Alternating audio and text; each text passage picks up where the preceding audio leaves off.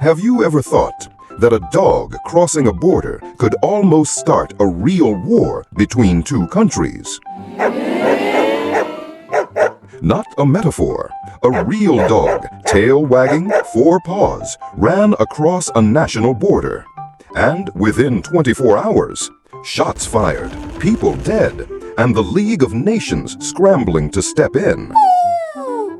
Welcome to The War Over a Dog, also known as the Incident at Petrich, 1925. Welcome to Cool Past, where history isn't just a list of dates, but a series of ridiculous, fascinating, and surprisingly human stories. October 1925, the border between Greece and Bulgaria was as tense as a violin string about to snap.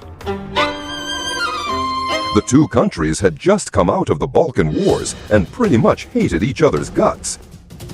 At the tiny border town of Petrich, tension was sky high. Soldiers were on 24/7 alert, ready to flip at anything. A suspicious glance? A sneeze just a bit too loud? Or even a dog? October 18th. A Greek soldier was standing guard at the border when his dog suddenly bolted, ran straight across the line into Bulgarian territory. Maybe it smelled sausage. Maybe it just wanted adventure. The soldier, panicking because obviously that was his best friend in the army, crossed the border fence to chase it. He didn't even get a chance to shout, "Here, boy," before Bulgarian border guards opened fire. The Greek soldier was killed on the spot. News reached Athens within hours. Our soldier was shot dead just for chasing his dog. The Greek government flipped. They sent a furious ultimatum to Bulgaria.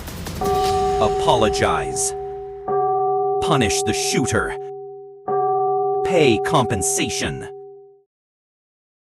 Your guy crossed the border. We thought it was an invasion. Cool. In that case, we'll invade for real. They sent in 20,000 troops into Bulgarian territory, occupied Petrich. Fighting broke out. At least 50 people died. Most of them civilians. All because of one dog. The League of Nations, aka the early United Nations, went into panic mode. War over a dog. Oh no! They immediately summoned both countries, waiving peace treaties and common sense. After intense negotiation, they made the call. Greece had to withdraw its troops. Greece had to pay 45,000 British pounds in damages, about 2 million pounds today. And most importantly, never do this dog stuff again. The war ended. The dog was never found. No one dared to bring it up again.